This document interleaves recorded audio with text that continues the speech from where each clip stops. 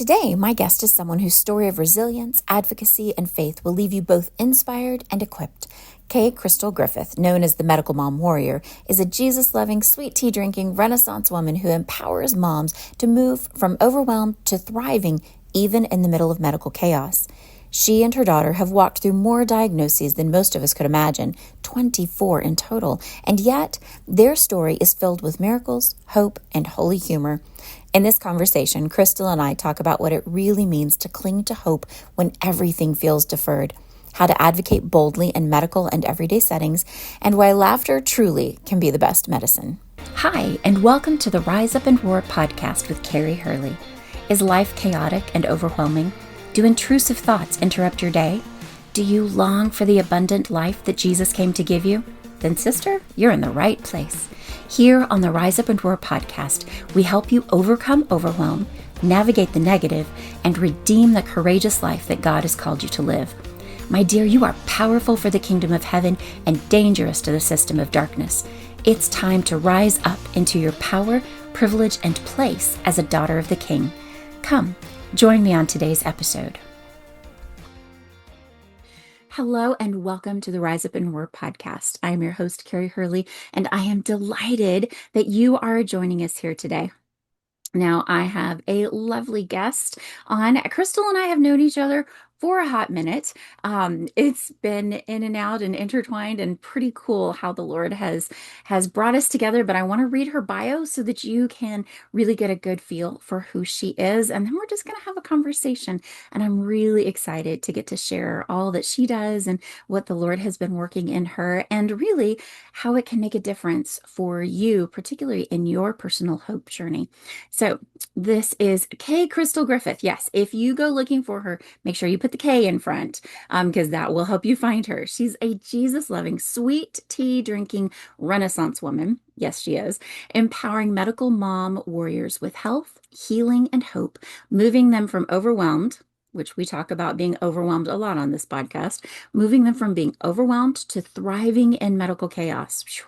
Crystal walks with clients through life-threatening allergies, autoimmune diseases, cancer, TBIs, concussions, abuse, PTSD, deployments, RAD, neurodiversity, and all the things that go bump in the night she has encountered as well. She is a two-time international best-selling author, certified heart healing practitioner, business coach, and advocate supporting medical mamas to be fearlessly authentic in their medical journeys. Crystal, her creative, humorous daughter with her service dog Otter, are always looking for an adventure waiting just around the bend. And she has a free gift for you, so I will make sure to put her links to that down in the show notes. So, Crystal, thank you for being here with us today, and welcome, welcome. Thank you so much. I'm so excited. It was ordained for today to be our day to chat. So Yes, I can't ma'am. wait to see what unfolds. Me too. I'm super duper excited about that. And one of the things that we have talked about in the past, we've talked about inner healing personally, but really getting into the hope journey. And you have been on quite a journey as a medical mama with hope and advocating for your daughter in the midst of that medical chaos. So can you kind of give us a little bit of your story and how life has been with a medically, would you consider her medically fragile or just medically interesting, her journey? Well, that's a great way to put it. Medically interesting. Hadn't thought about it that way. It has definitely been interesting. I actually use the term medically complex. Typically, if you involve more than two organ systems in the body, you're deemed medically complex. This kiddo, God bless her, has 24 medical diagnoses and at least six, potentially seven autoimmune diseases of those 24. Mhm. So she has every organ system involved Right. and fragile as much as that's probably true. That would not be a term I would use with my child because Yeah. she seems to be anything but fragile, at least by the way that we typically use it.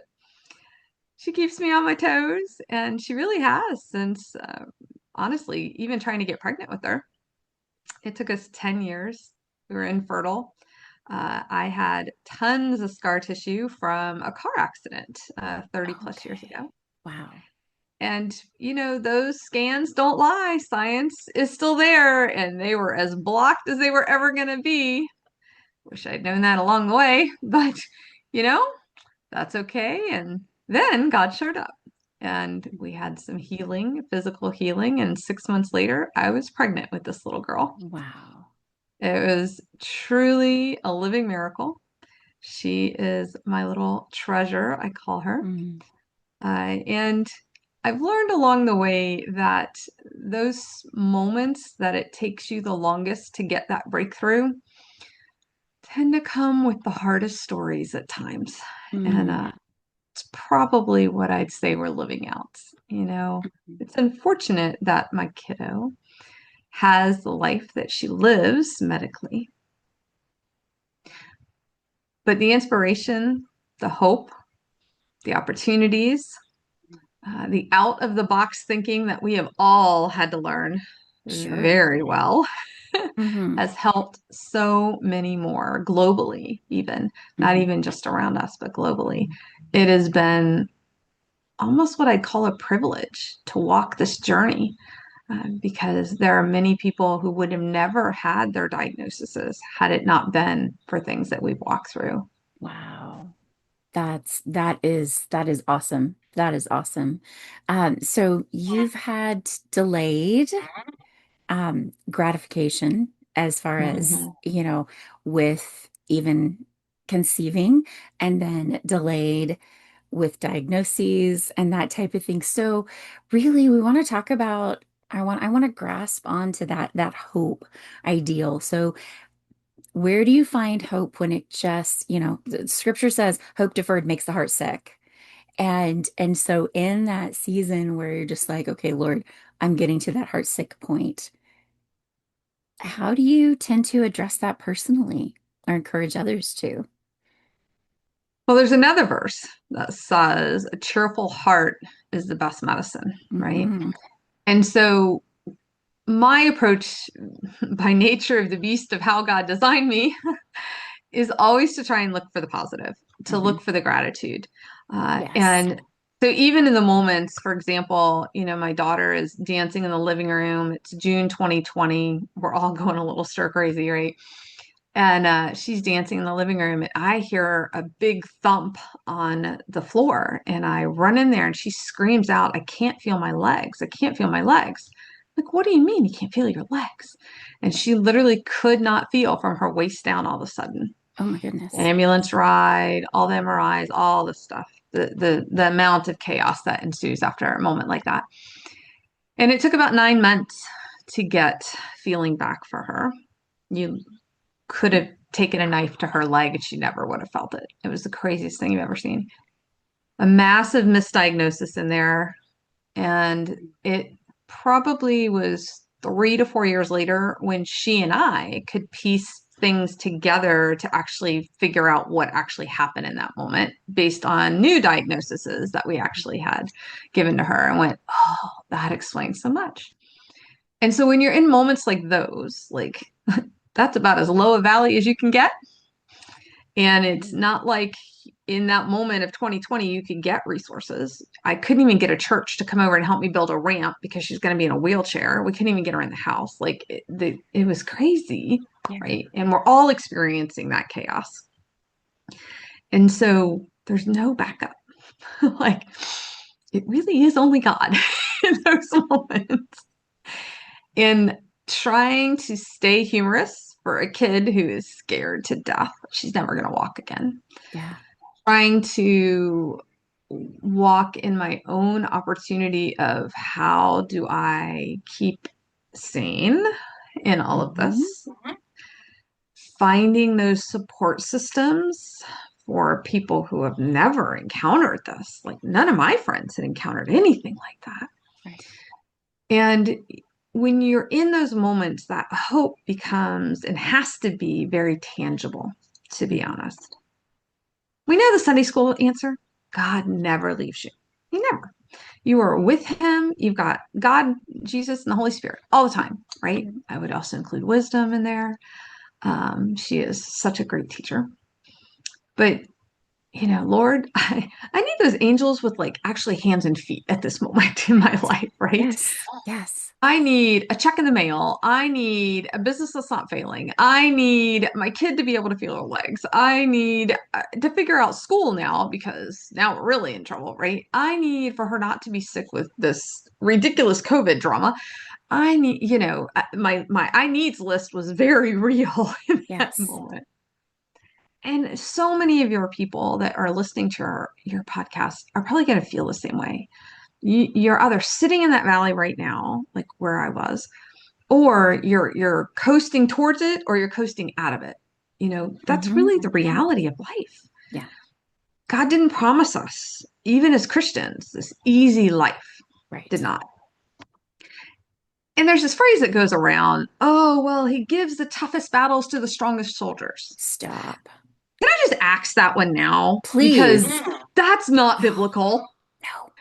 What the Bible says is, take heart, I have overcome the Come the world, world. right? The Yes. first part of that is, I know you will have trouble. There is going to be trouble. There's not going to be a way around this trouble. Right. Take heart, I have overcome the world. So, in taking heart, that also means we have to have hope, which also means that cheerful heart, right? That gratitude, that appreciation, Hmm. that's finding the humor, that's keeping your eyes on Him. It's finding the laughter. Like you and I were just even laughing before we got started, right? We've Mm. tried to do this, what, 3 times? Oh And my we goodness. just, Yeah. for whatever reason, kept missing. It was the funniest thing. I'm like, okay, I've never seen this happen before. So there's a reason, Lord, that today was the day we were supposed to get together. And that's the laughter part of it. Like you have to laugh.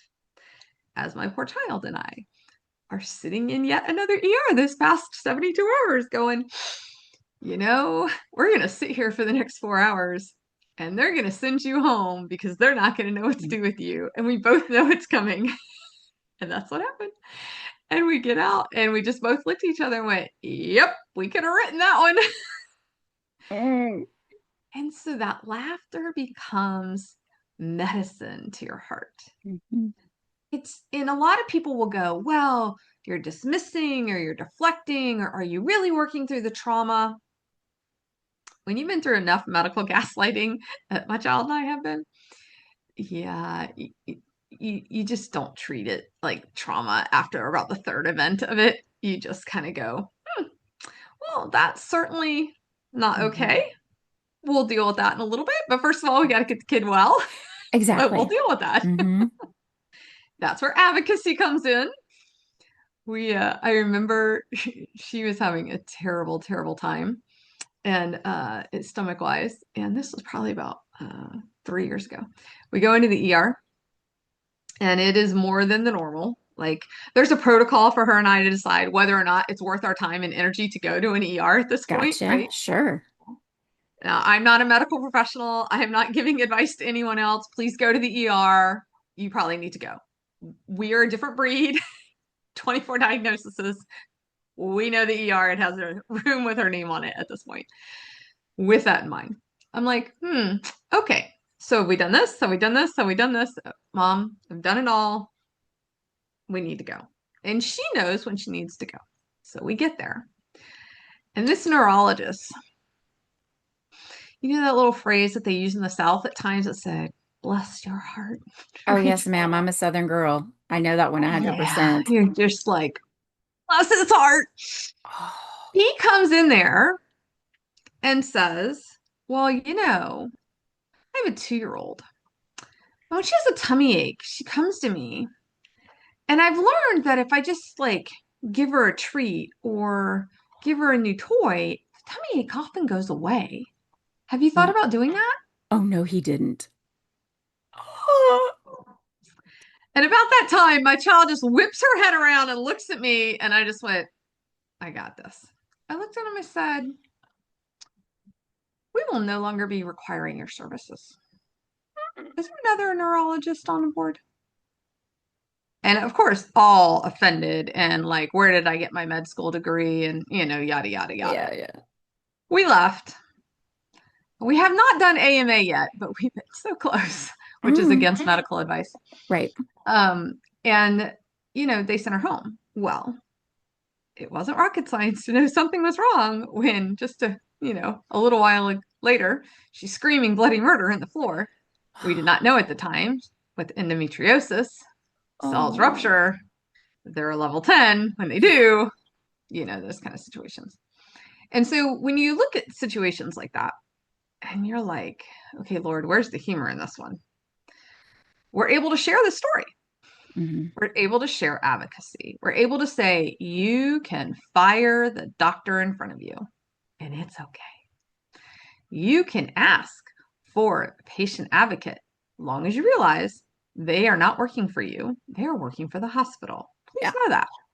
Patient advocate, big misnomer, kind of like military intelligence. They don't go together, right? Like, we won't go Right. there. I can say that 40 years attached to the military. I can't say that and get away with it. Anyways, appreciate our military, love them dearly. Hmm. Dad, spouse, 48 years worth. We're good. Okay. With that said, again, humor, right? You got to Hmm. have humor in all of this. And then to realize that you need to understand the hierarchy within the hospital that you're in, you know, who's actually running the show. Typically, that's the charge nurse on the floor. People Yeah. don't realize that. They think it's a doctor. Oh no. Really? Mm-mm. Then there is a medical nurse director. I've talked to them before too. And then you're also going to have the hospitalist over your doctor, which is the main hospital doctor that's coordinating all the other doctors, whether they're in the ER or in the hospital. And if you're still not getting answers that are appropriate, then you absolutely can reach higher up.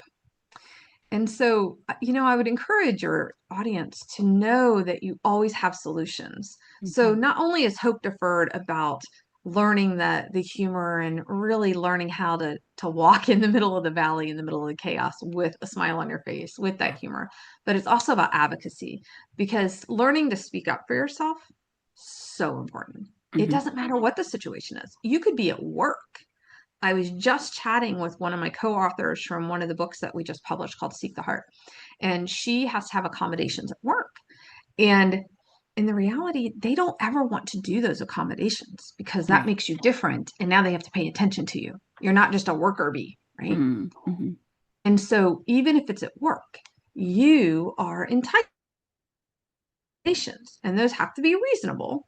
Now, reasonable accommodations, a little tidbit I just learned from her, start with a company that has at least 100 employees. Oh. So that's really good information for people who have disabilities. As you're looking, you really should either one, work for yourself, which I personally promote, work for yourself, right? But let's just say you can't quite make that happen right now, and maybe you need benefits. So, two, look for an organization that has at least 100 employees Hmm. because they have to give reasonable accommodations for disabilities. So, just a couple of helpful hints. Yes. But, you know, all of us at some point need that support. We need that help. Hmm. I used to teach for 30 years in higher ed at different colleges. And I'd always start my very first night or day, I typically taught at night, with them to say, hey guys, I just want you to know if you have disabilities, you need to go find this accommodations office here on our campus. And you have these amazing, incredible success tools available to you.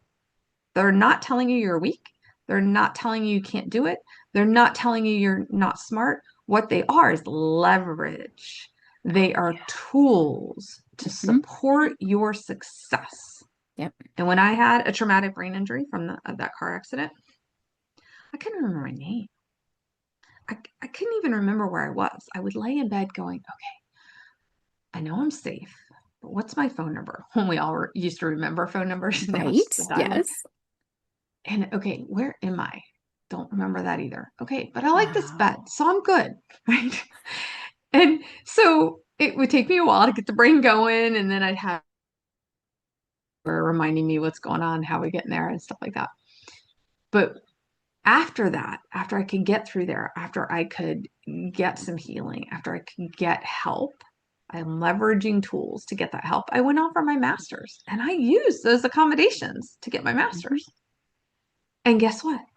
I had to take statistics 4 times. was like the class from the nether regions. That was like the Great worst class. statistics. I'm so sorry. I'm just like looking at these numbers going, who does this for a living? Bless you. You deserve every penny. And so 4 times because I kept withdrawing because I knew it Mm-hmm. wasn't going well. Fourth time, don't know what it was. That was the charm. And I got through it. Skin of my teeth, but I got through it, right? And so when you think about the tools that you need in your life, whether that be in the valley, whether that even be on the mountaintop, you need specific tools. Mm-hmm. And advocacy is one of them. So no matter where you are, you can advocate in a school system, you can advocate in a work system, you can advocate in a medical system, you can advocate in your marriage, you can advocate in relationships, you can advocate with your kids. Mm-hmm. Of course, admittedly, with your kids, they may or may not listen, but that's okay. You can practice the skills, That's right? right. Exactly. So, Yeah. Oh my goodness. That is so good. Okay, so guys, those of you that are listening, I want you to hear that you have more power at your fingertips than you realize that you have, and you have tools at your fingertips. So whatever place you are in life, it's okay for you to be bold and to step forward on behalf of yourself, on behalf of your family, and know that I know we have been taught that doctors are, one step below God, and it's not truth. And it's okay for you to disagree, to ask for that second opinion. It's okay when it comes to your child's teacher. Each of these things we want to, just a reminder, what do I say at the end of every episode? You are powerful for the kingdom of heaven and you're dangerous to the system of darkness. And it's time for you to rise up and roar in that power. And don't be afraid. So I love, Crystal, you're bringing so many tangible ways that we can step into that power, step into that advocacy. And I feel like too, whenever we're actually stepping into that, that gives us something to do because so much of the time hopelessness comes because I don't know what to do. I don't know what to do. absolutely. Hmm. Absolutely. Yeah. And, as much as we say knowledge is power, you have to gain the knowledge, though, to Hmm. be empowered with it, right? So part of what you're saying is empower yourself to find the knowledge. Hmm. Folks, 24 diagnoses. I had no idea what I was stepping into. Like, I knew what I had walked through. And for me, I had 48 doctors tell me, no joke, they would pat me on the leg and say, go home and sleep off your headache. I had an actual subdural hematoma on the MRI. Oh my goodness. 30 years ago, they didn't do anything with those. If Wow. I had had that car accident today, I'd be a very wealthy woman. Not that I want to repeat that, No. but it's about knowledge. That example is just even about knowledge. The knowledge that they had back then to the knowledge that they have Mhm. today, radically different approaches and how to even service that.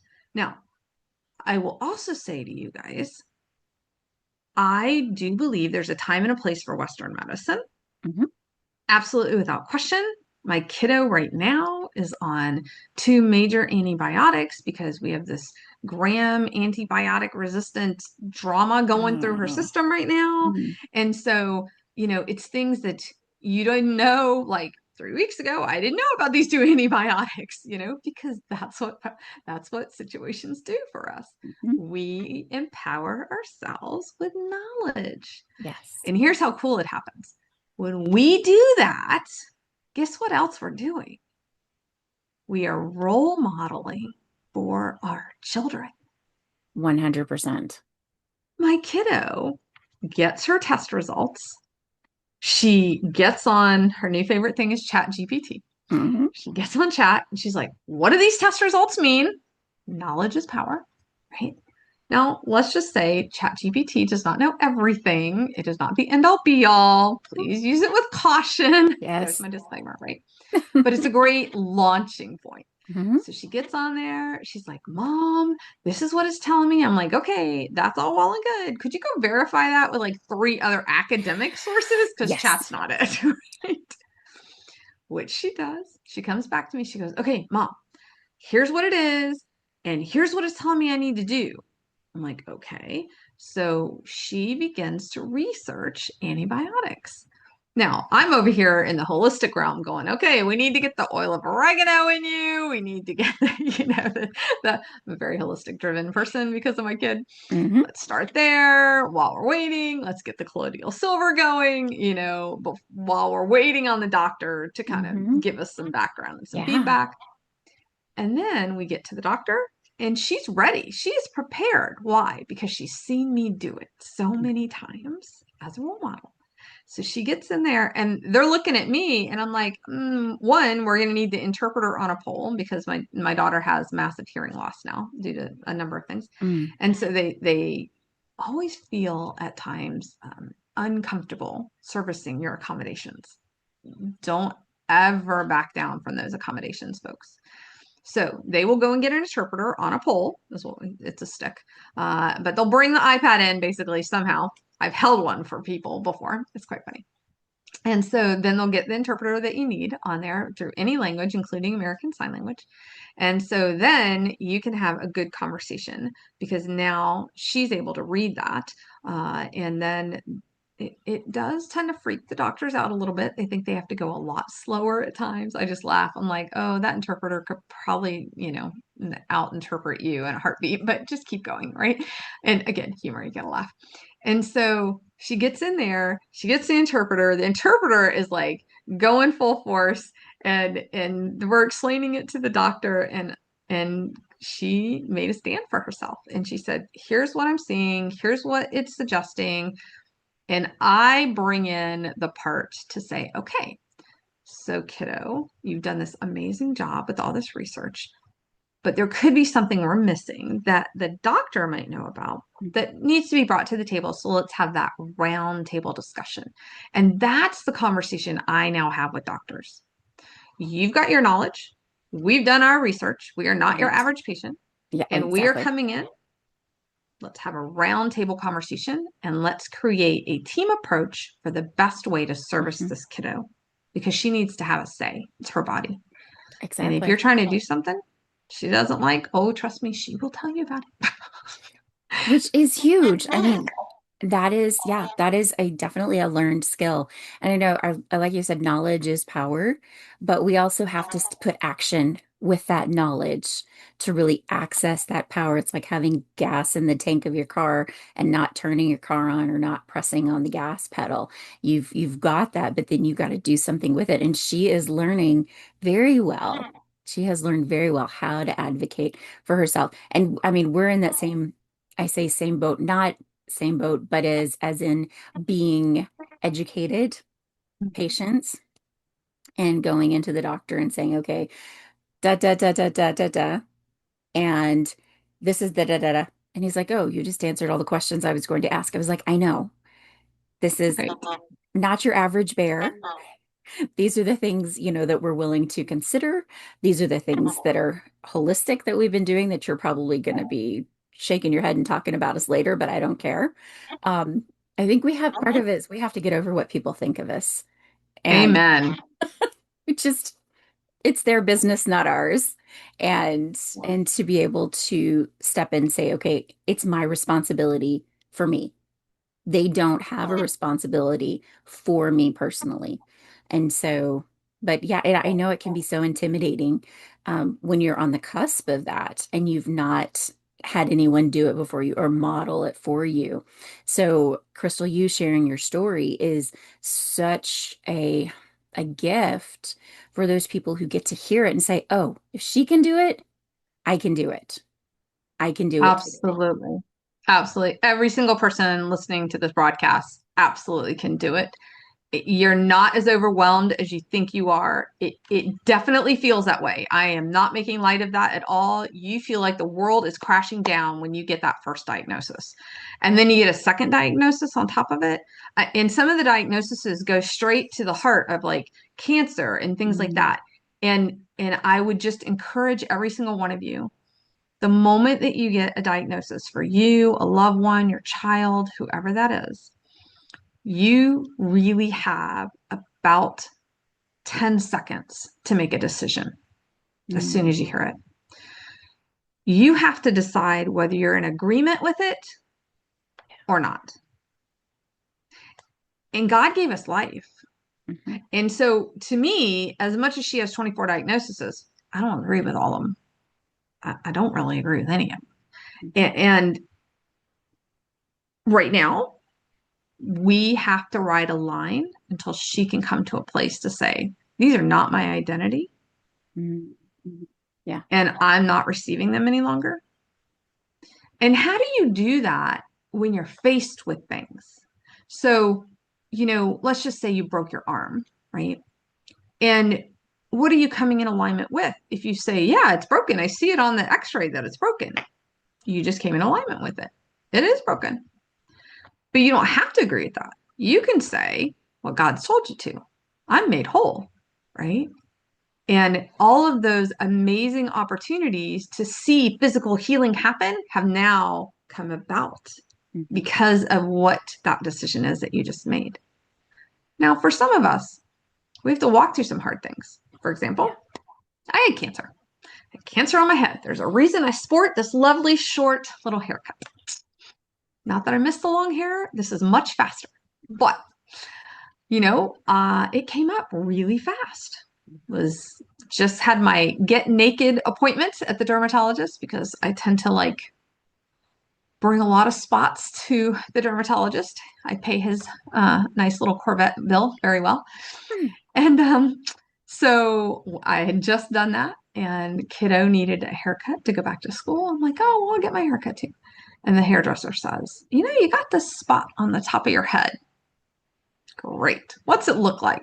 About a quarter size, a little brown. I'm like, okay. Knowing I had just been seen, I'm like, that wasn't there 30, 40 days ago. So I call the dermatologist again. Couldn't get me in for a couple weeks. I'm like, whatever, it's fine. It'll be fine. It'll be there when you get it. Right. And so we go in. It's the week before Labor Day. And he comes in, he sees it, and instantly the atmosphere changes. I went, Oh. oh, well, that's a new atmosphere. And he Hmm. hadn't said anything. You can feel frequency change, Oh, yeah. right? You can Yes. feel the electricity in the air, right? I went, wow, this one's different. He goes, we'll be taking a biopsy of this. We'll have the results back in 72 hours. I said, you mean 2 weeks, right? Because that's the standard. He goes, no, no, we'll have these ones back in 72 hours. I'm like, well, it is Labor Day weekend. He said, I will call you on Tuesday. Oh, okay. Okay. It's Tuesday. We go out. I can't get in the water because, you got a biopsy on your head kind of thing. But that's okay. It was a lovely, lovely town in Fort Collins, Colorado. Remember it clearly. And so then Tuesday comes. I'm having tea with my friend at a local coffee shop, and the phone rings, and I recognize the number, and I call, and the young lady says, "So we have an appointment for you tomorrow at 5:30." I said, "Oh, I can't get this dealt with this week. I'm substituting for a friend who's over in England, and I'm the only one she was going to trust this class with. Like, I got to be at class all week." She's like, I don't think you understand.